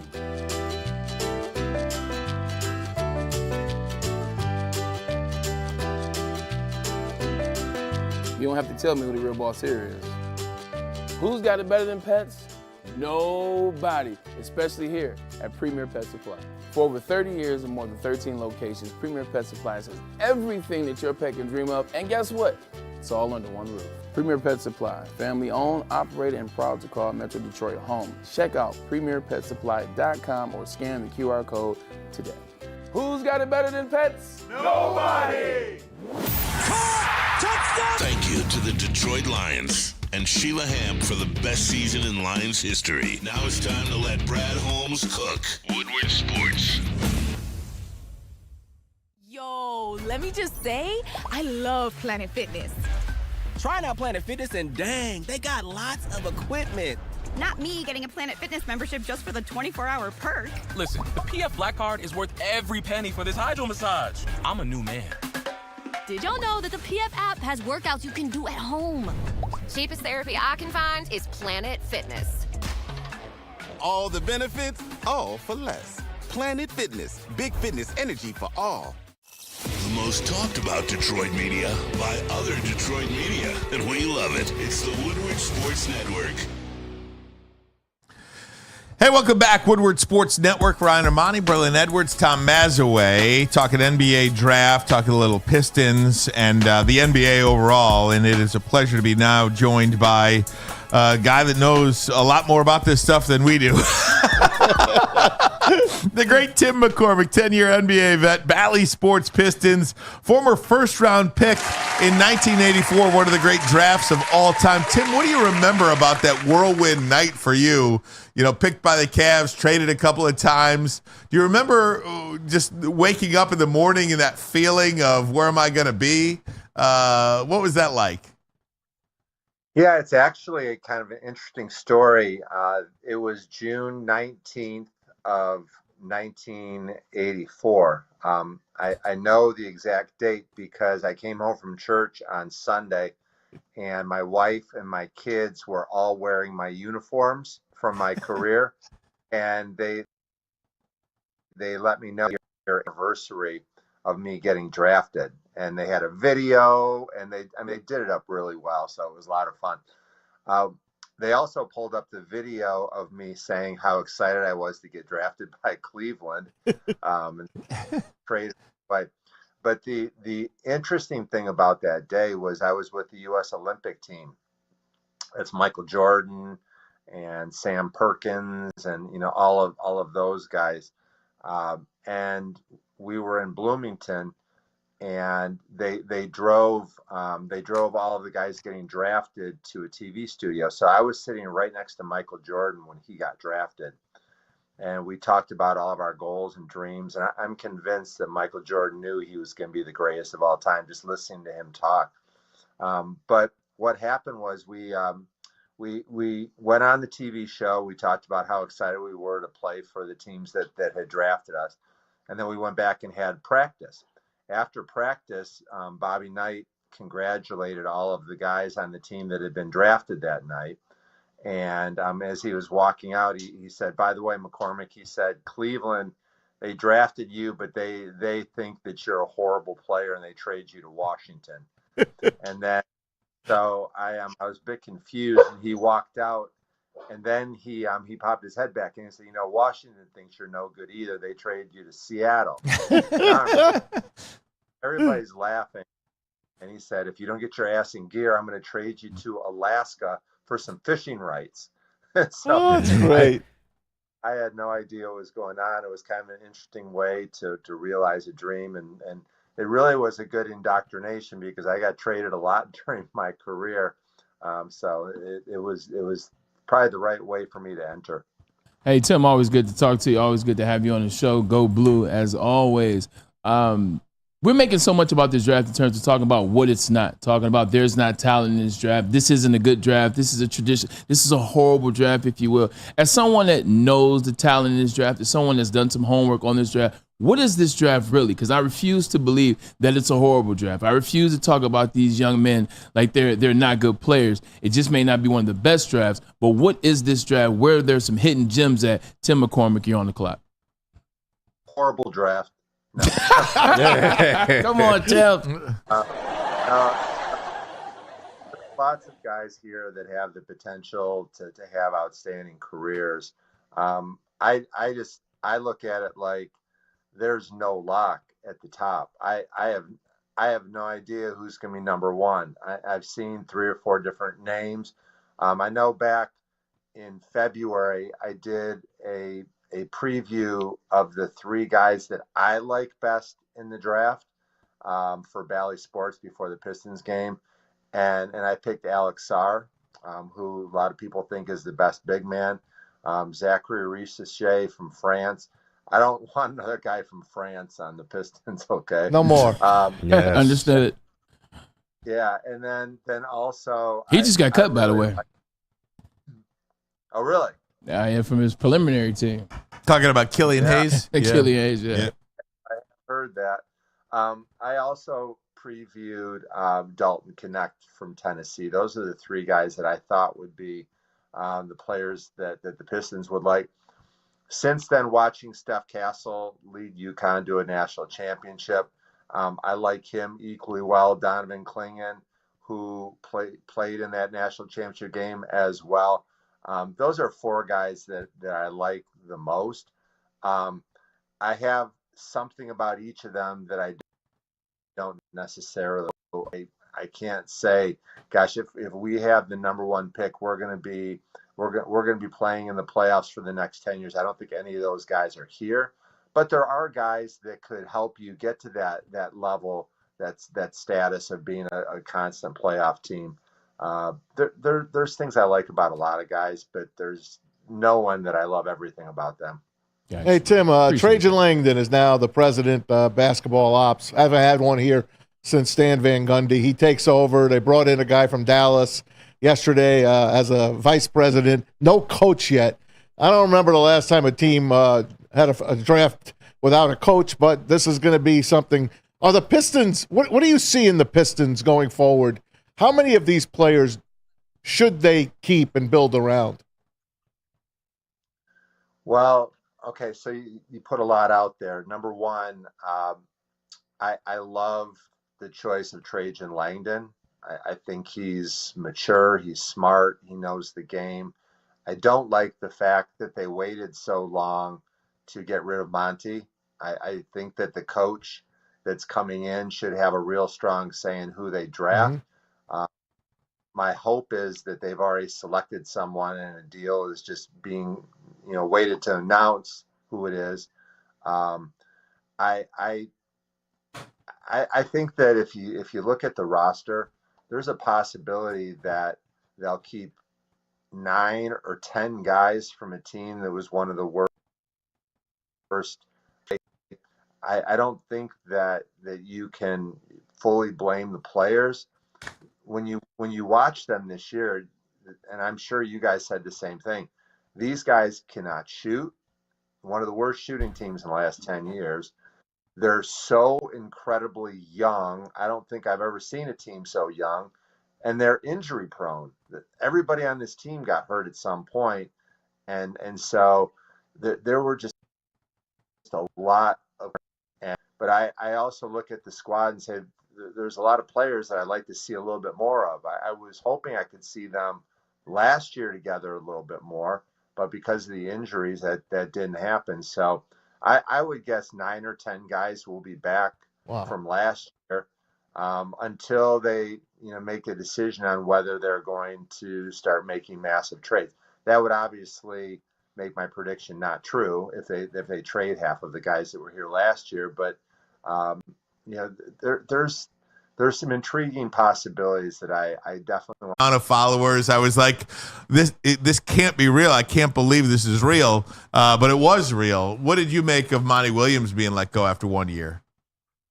I was totally shocked. I was actually with Monty, had a long talk with him, not last Friday, but the Friday before. I don't think he knew it was coming.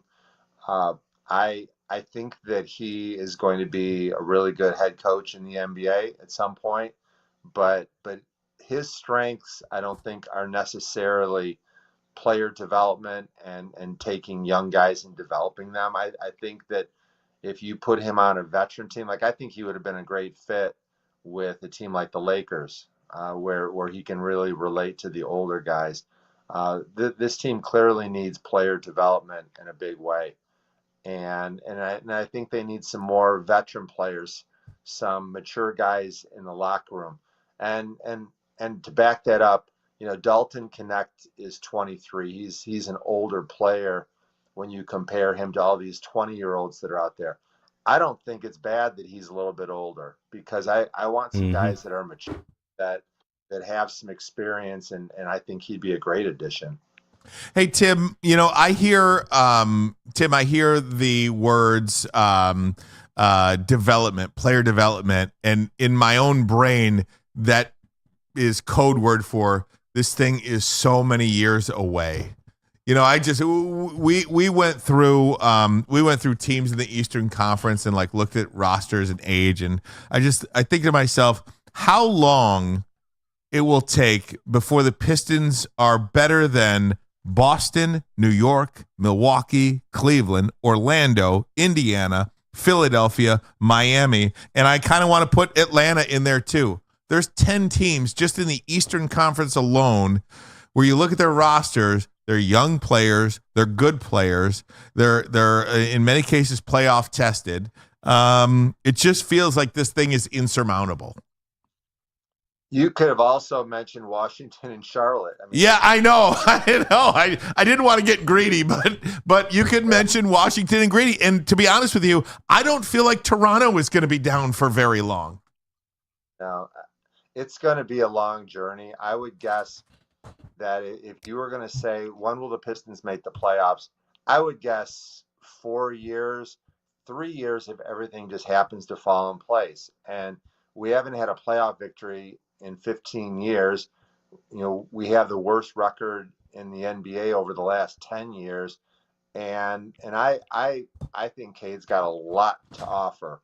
I think Jaden Ivey is going to take a step up this year. You can go through and talk about Asar Thompson and how you like him on the defense. You can say all of that, but they're still younger than the teams that are ahead of them in the playoffs. Cleveland's going to get better. Indiana, I love their potential. Giannis isn't going anywhere for the next 5 years. The Knicks just made a blockbuster move. Maybe you could add the Brooklyn Nets to that list of Pistons and Wizards and Hornets, because they gave up a lot today in that trade, and they're not gonna get a return anytime soon. So the Pistons are one of 4 teams in the East that's really going to struggle to get to that next step, which I guess would be the play-in game. Hey, Tim, this is KG in the sound booth, and I personally want the Pistons to trade this pick because, one, this team doesn't need to get any younger, and 2, I don't think there's a lot of players in this draft that can come in and help this team in the immediate future. But do you think there's even a market for this 5th pick? Because when you look at the Pistons timeline, they fired Troy a month before the draft. They fired Monty 2 weeks or a week before the draft. Do you think there's a market for the 5th pick at all? I do, because there's always somebody that's going to fall in love with a Cody Williams out of Colorado as an example. They're going to say, he is the key. He's the one piece we're missing. Yeah, I think that there's a lot of marketability for number 5. And if I could trade 5 and get 10 and 15 as an example, or whatever that number, I would rather have 2 players, because just that they need to upgrade their talent. Now, you may say, well, you just got done saying that there's not a lot of players. Why do you want more young guys? Well, we need some veterans. You know, the Pistons need assets. They need draft picks. They need good young players, and then they've got to use their salary cap money, which is what, $55 million, to be able to bring in a guy that can offer the young me. I've been there. I know what we're doing here. They need guys like that too. Hey, Tim, how far are the Pistons away from being an expansion team? No, I can't go there. I can't go there. But let's imagine for a second if there's an expansion team in Seattle or Las Vegas.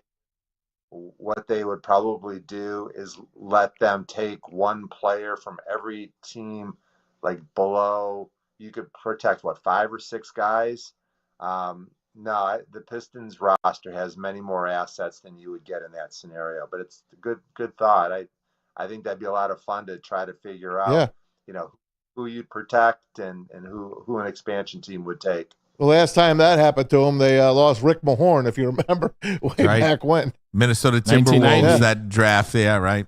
Hey, Tim, I wanted to ask you about 2 guys that we saw in the national championship game. 2 guys that I'm curious to see how they project in the NBA. Donovan Klingman from UConn and Zach Edey from Purdue. How do you see those 2 at the next level?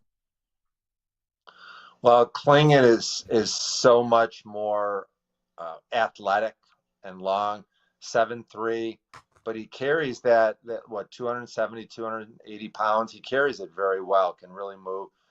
He was at the top 100 camp with me 2 years ago, and I love his mindset. I love his approach. I spent time with him in Chicago for the draft combine.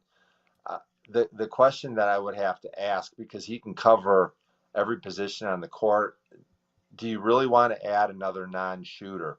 I assume you're keeping Jalen Duren, who I'm a big fan of, and I think that then all of a sudden you'd have 2 centers that are not shooters. So I think that the Pistons need to do everything they can to upgrade their ability to knock down perimeter shots. And with Zach Edey, yeah, he would be a luxury item for sure, but not for the Pistons.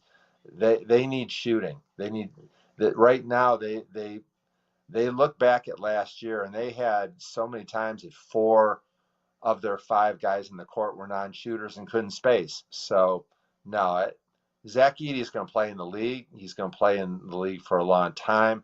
I love his conditioning, his ability to score in the low post, to defend block to block. But neither one of those players, I don't think, is going to be in a position to help the Pistons in the short term.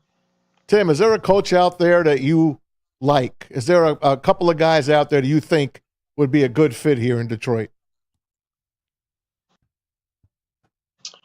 Tough. I really liked Sean Sweeney when he was with the Pistons as an assistant coach. I think he'd be a good choice. There's probably a lot of options, but I wouldn't be surprised if the Pistons hire somebody and the fans say, wait, who's that? I don't even know that.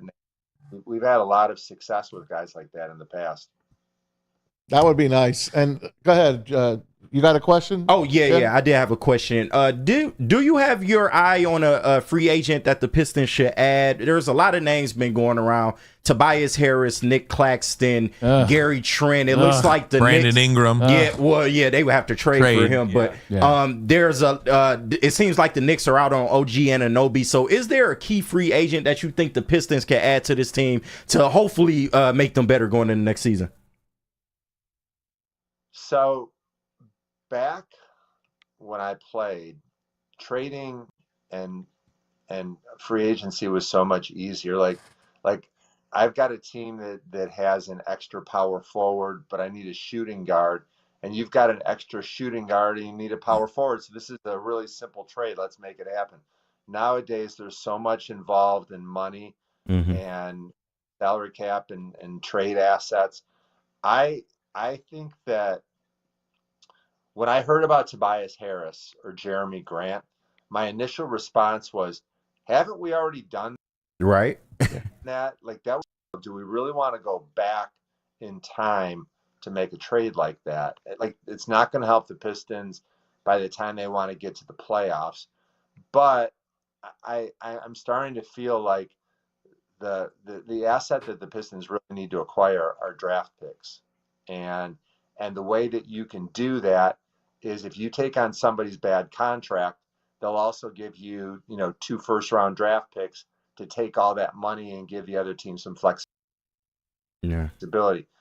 The Knicks are mortgaging their future. I love the fact that they might be the favorite to win the NBA championship next year.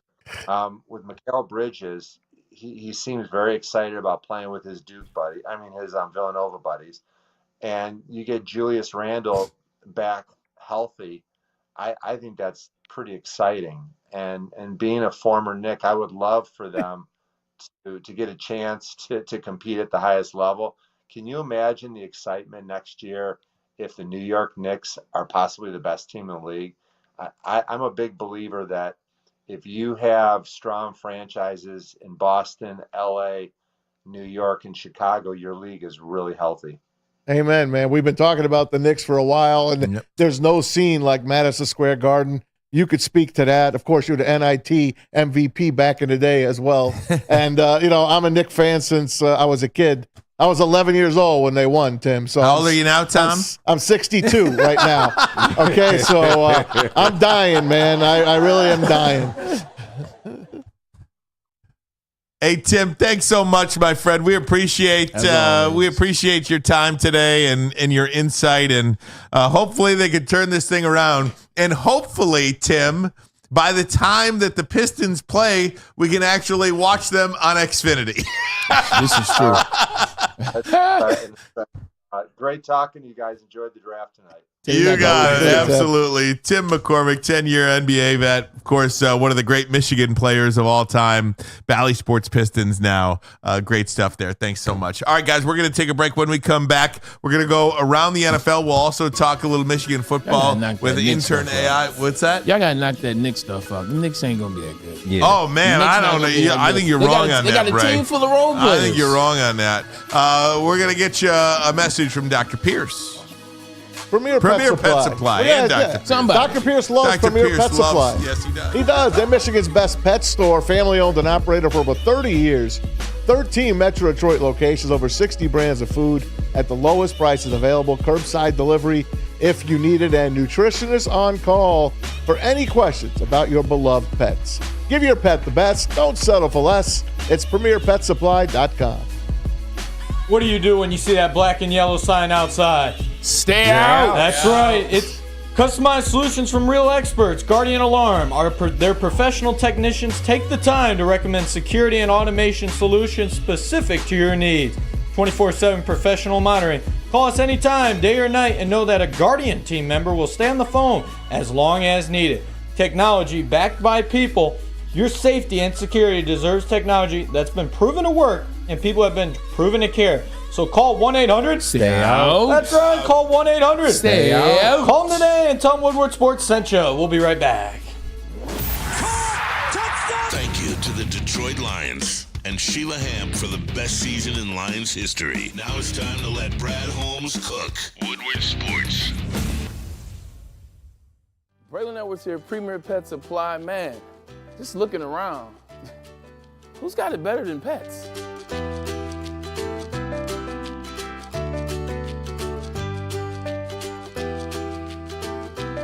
Come on, a baby stroller for Coda.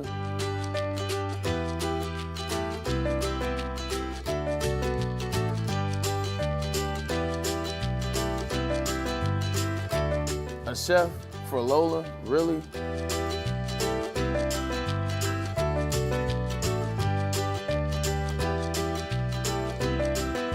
don't have to tell me who the real boss here is. Who's got it better than pets? Nobody, especially here at Premier Pet Supply. For over 30 years and more than 13 locations, Premier Pet Supply has everything that your pet can dream of, and guess what? It's all under one roof. Premier Pet Supply, family owned, operated, and proud to call Metro Detroit home. Check out premierpetsupply.com or scan the QR code today. Who's got it better than pets? Nobody! A network for the city, by the city. Woodward Sports is Detroit Sports. Stop searching for a vehicle and start finding one.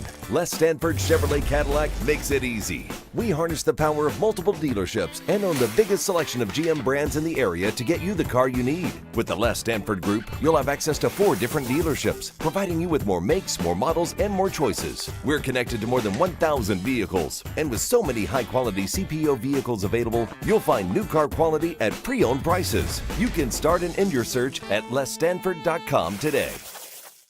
The most talked about Detroit media by other Detroit media, and we love it. It's the Woodward Sports Network.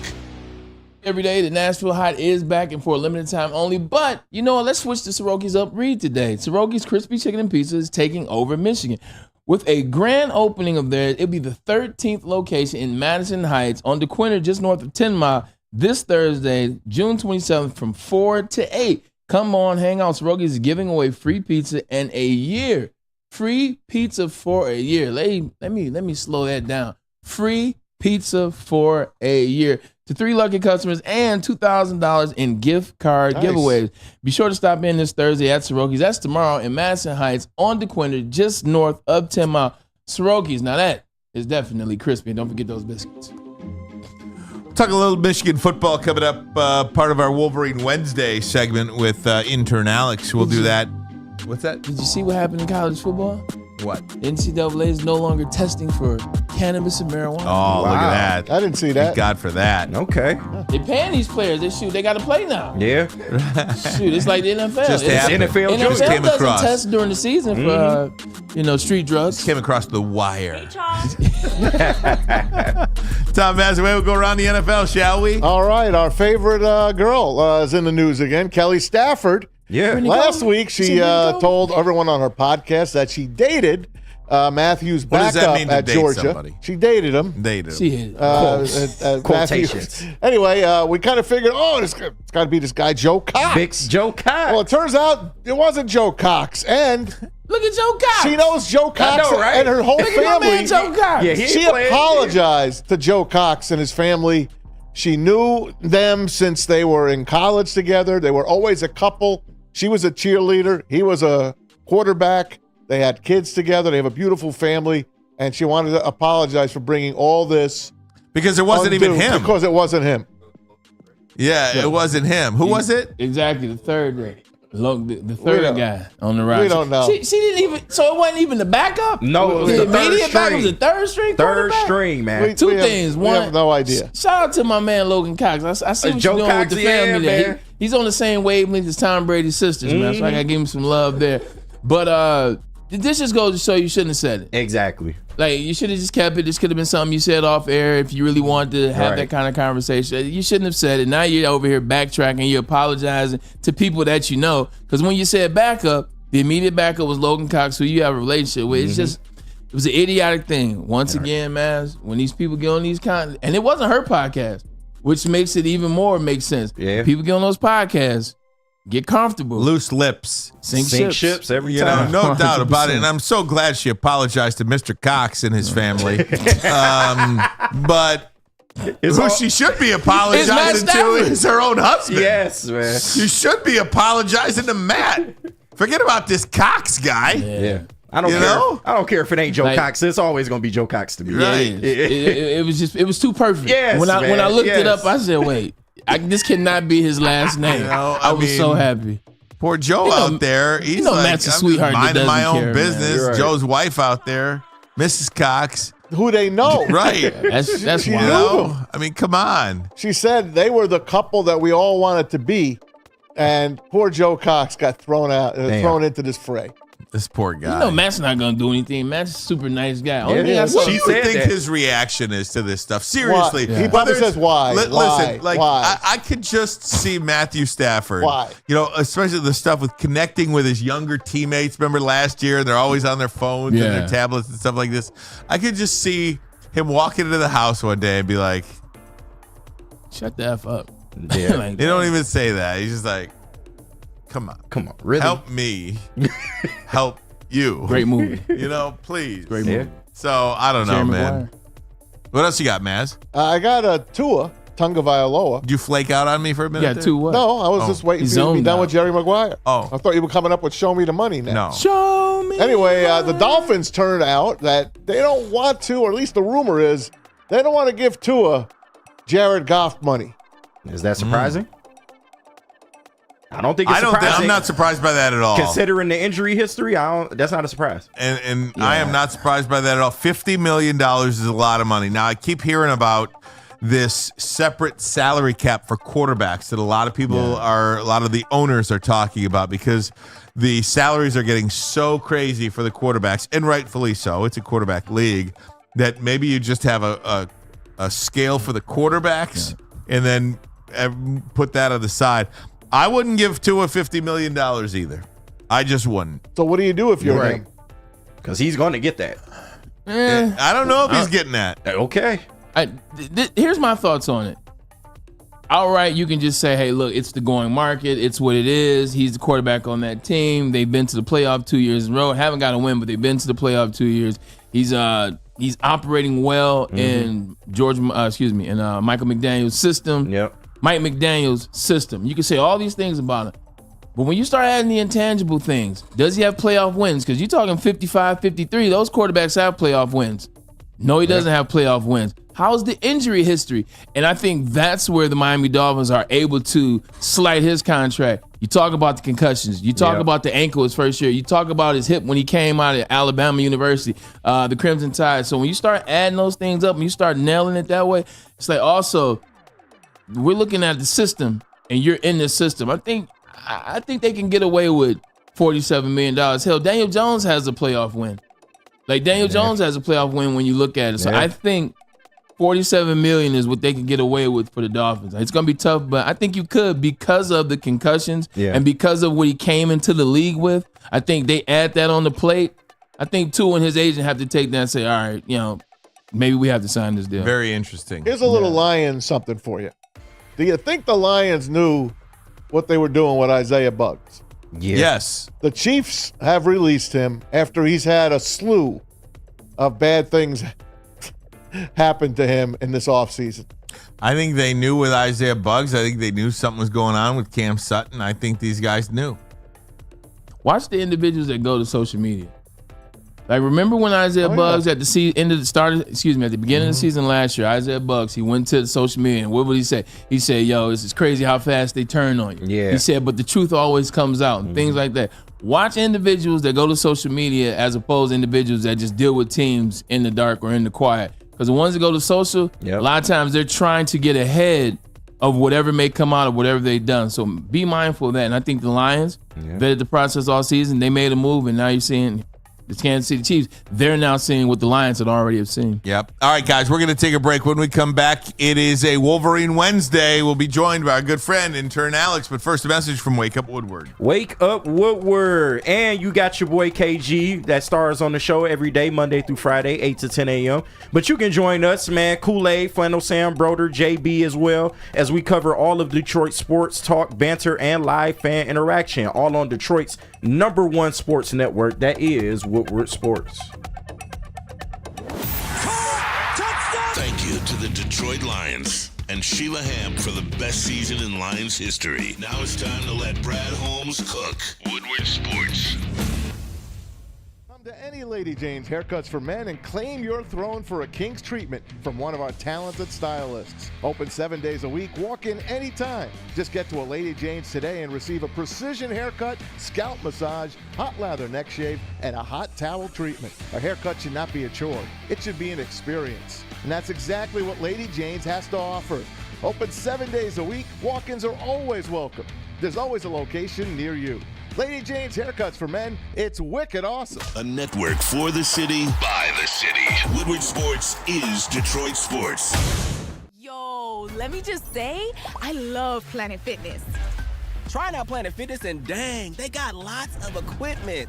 Not me getting a Planet Fitness membership just for the 24-hour perk. Listen, the PF Black Card is worth every penny for this hydro massage. I'm a new man. Did y'all know that the PF app has workouts you can do at home? Cheapest therapy I can find is Planet Fitness.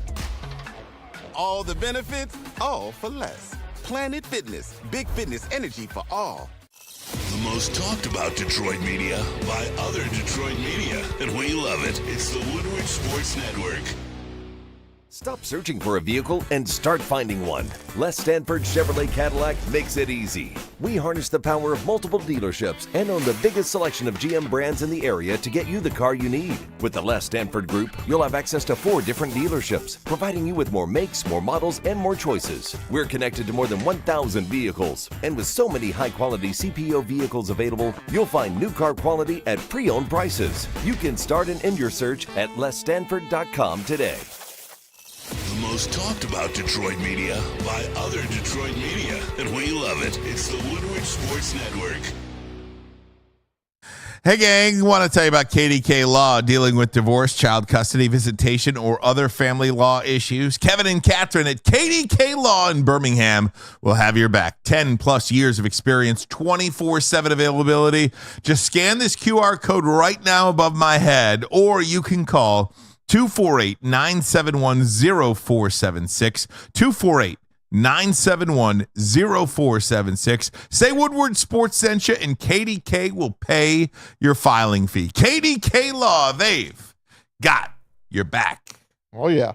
All right, gang, it is time now for our weekly segment. Our good buddy, Intern Alex, part of our Wolverine Wednesday segment, brought to you by our friends at Skinny Butcher. Alex, how you doing, my man? Hey, Alex. Hey, I'm doing great. This beautiful Wednesday. How are you guys? Good. I'm doing perfect today. And I'll tell you, I'm very excited, Alex, to play a little Alex over under today. I'm very excited by this. It's going to be a little game. Maybe we can get a little music from you, KG. Yeah, we'll lay a little beat underneath. We're going to do a little over under presented by Intern AI. How you doing, buddy? I'm doing great, news is a little slow on the Michigan football front for all things outside recruiting. So we're going to play a game and, talk about some of our own projections. So let's start off hot at the most important position in sports at quarterback and talk about one of the most breakable single season records in Michigan football, which is the single season passing touchdown record for a quarterback, which is currently at 25, with both Elvis Grbac and Chad Henne setting it in their respective seasons. So do we think was there Alex for that Orji one. gets over under? Yes, you were. You caught 15 of those. Nice. So do we think Alex Orji will get over 25 and a half passing touchdowns this year?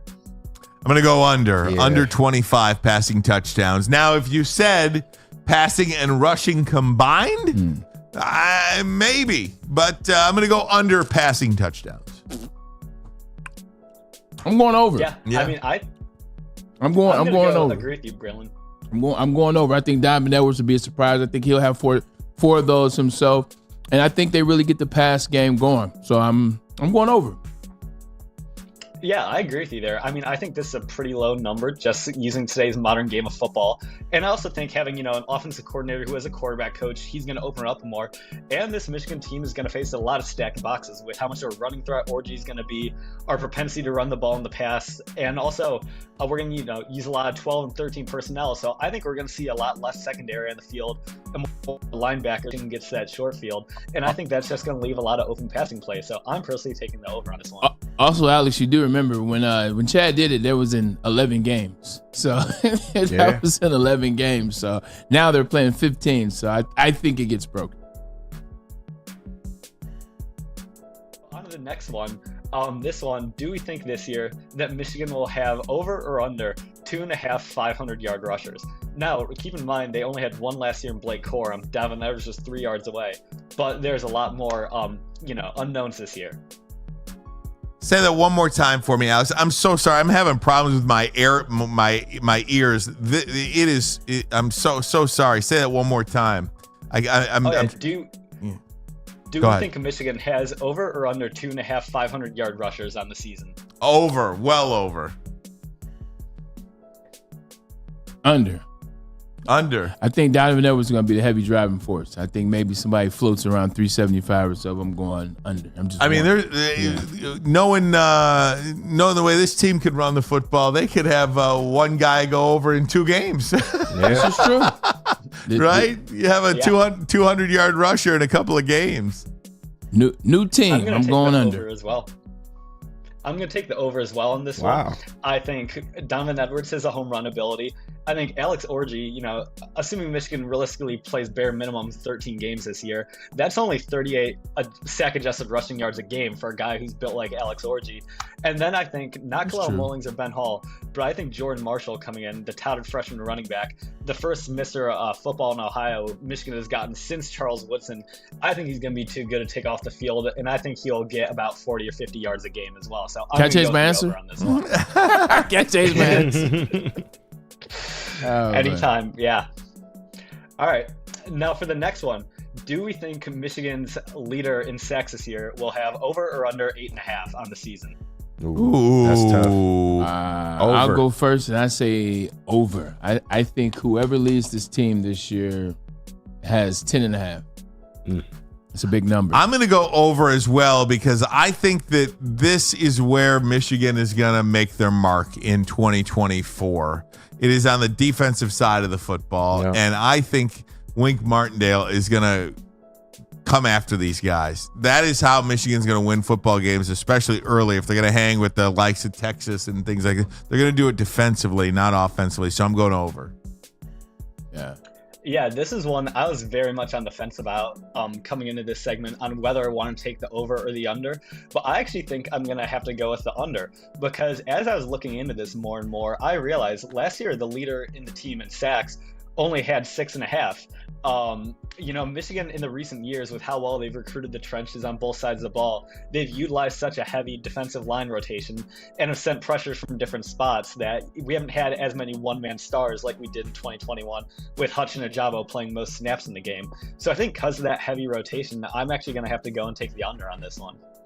I like it, but also remember those two defenses that you saw with David Ojabo and then the defense last year, those defenses were run by guys who were trying to do what? Emulate Wink Martindale's system. So I think Wink Martindale finds his guy. Yeah, and I hope so, because that'd be, super beneficial to Michigan if they can finally go out and get that guy who is the elite edge rusher that we need on the team. So that's why I'm personally hoping that I'm wrong on this one and we get over 8.5. And now I'm moving on. We're going to look ahead at, just the entire regular season as a whole. And this is going to be a higher line than you'll find on most sportsbook or anything. But I want to know, what do you guys think about Michigan's regular season win total over or under 10.5? Ooh. Oh boy. It's a good number. Oh boy. Yeah. Under, I think it's 10. You put us on the spot with that one. I know. You put us on the spot. You know with that what? one. Here's what I'm going to say, Alex. Here's what I'm going to say. I'm going to say under. I'm going to say under because I have to see one game by the quarterback. Whether it's Orji or whoever, I just want to see him play a full game once. Yeah. And it doesn't even have to be against Texas. I forgot who we open up with. Fresno State. Fresno State. I want to see him play against Fresno State before I can legitimately pound my fist and give you that answer. So I'm going to say under right now, but that is subject to change. And I'll balance you out by saying the over. And the reason why I'll take the over is I only think that Ohio State and Oregon are the teams on that schedule that could beat Michigan. So I think that's 10 wins right there. I think if they make it in. Ohio State, Oregon, and Texas? Excuse me, Oregon. So that's 3. Yeah. But I'm still only taking 2 of them. Okay. I meant to say Texas and Oregon, not Ohio State. Ohio State doesn't have a quarterback that I trust. So I'm still sticking with Texas, Oregon. That's 10 wins right there. If we get in with 2 losses, I think our experience will get us a win. I in think the 3 playoff losses system. getting in, by the way. Yo, yeah. Nah, 12. Nah, 2. And that's neither here nor there. I think if they do get into the playoffs, experience will carry them into a win. And if they don't make the playoffs, they'll win a bowl game. So give me the over. Yeah, I really want to believe that the over is going to hit this year. I think they can go 11-1 or 12-0. That is not out of the question at all.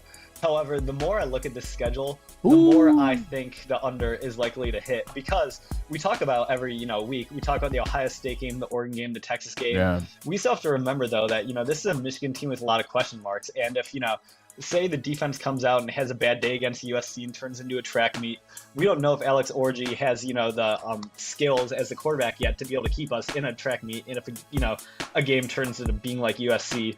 And then also we have to go to Seattle play Washington. That's a team that might have a mighty chip on its shoulder, and even though it has a new coaching staff, Jed Fish did a great job at Washington this last year. And then there also has Steve Belichick, Bill's son now, defensive coordinator. So I think that's going to be a sneaky tough game. So at this point, I really don't know if I have the confidence to say Michigan's going to fully go 11-1 or better. So I'm going to go the under on this one. You guys have no faith. I'm ashamed of you. I'm ashamed of you guys. Turn the channel. What do you got next, Alex? All right. Yeah. No, this one is, looking ahead next year to April when the NFL draft rolls around. And I want to know, do you guys think Michigan has over or under 3.5 first-round picks read in Green Bay? Oh, under. Well, is Donovan Edwards a first-round pick? No. Okay. Not yet. Will Johnson is. Yes. What about Mason Graham? Will Johnson. Mason Graham, you don't think he's going to be a first-round pick? Will Johnson. Yeah, I mean, if you think Will Johnson's the only first-round pick on the team, I mean, any offensive lineman? Yeah. Well, then there's your answer, too, on there's your answer probably on how good you think Michigan's going to be this year, too. And now, for the first round, having first-round picks and being good are 2 different things. Michigan's been this good over the last couple of years, and they've had, one first-round that's pick? true. People Aiden Hutchinson was one-off. Yeah. This year, J.J. McCarthy was one-off, and they still won a national championship. So I don't think the first round for Michigan tells the full story, but I think having 3 is tough. Mm-hmm. Like, you're talking having 3, you're talking Alabama How about now. first 2 rounds then? I take the over. Okay. Yeah. You give me first 2 rounds, I take the over. You give me first round, I'm taking the under. Fair enough. Yeah. Fair enough. What say you? You're the man with the master plan over there, Sir Alex. What do you think? Get us on the over, Alex. Yeah, me personally, I do. I'll take the over. I think Will Johnson's a guaranteed first-round pick. Yep. Mason Graham, if you look at the stats in the PFF grading, he was like one of the top 3 defensive tackles in college football last year as a sophomore. And that is a position the NFL absolutely loves to take in the first round. Then I think Kenneth Grant, for a nose of his size and speed, we saw last year at the Penn State game, him chase down Nick Singleton. He's going to be a guy that comes out. He's a good pass rusher and will have a great combine. And someone who I think you guys aren't showing enough love to a little bit is Colson Loveland, He's a guy who's kind of been Brock Bowers' shadow the past few years in college football as a big dog. But this year, we're losing Roman Wilson and Cornelius Johnson, so he's going to have to take a big step up in his role in the passing game. And I think if he shows out, I don't really see any reason why all 4 of those guys can't have their name called in the first round in Green Bay next year. So I'm going to be optimistic about their performances and take the over. I make you a promise. If we get 3 of those guys, you don't even have to get 4. If we get 3 of those guys the first round next year in April, then I'll come up to Ann Arbor and take you to Zingerman's Roadhouse because it's been way too long since I've been up there. So that's the deal. But as it relates to Loveland, Brock Bowers was a man-child and still only went. What did he get drafted? 16th?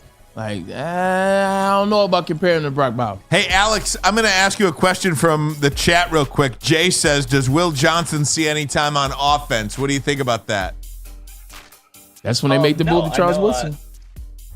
I don't think so. You know, there was a quote a few weeks ago from someone about asking Sharon Moore if we'll see any Will Johnson on offense, and I just don't think it's going to happen. People want to see the Woodson comparisons, but if you look at it, you know, on that 97 team, you have Charles Woodson, and then you also have a ton of great other. You have a guy like Ty Streets at the other cornerback. But this year, if Will Johnson goes down, Michigan is in some deep trouble at cornerback.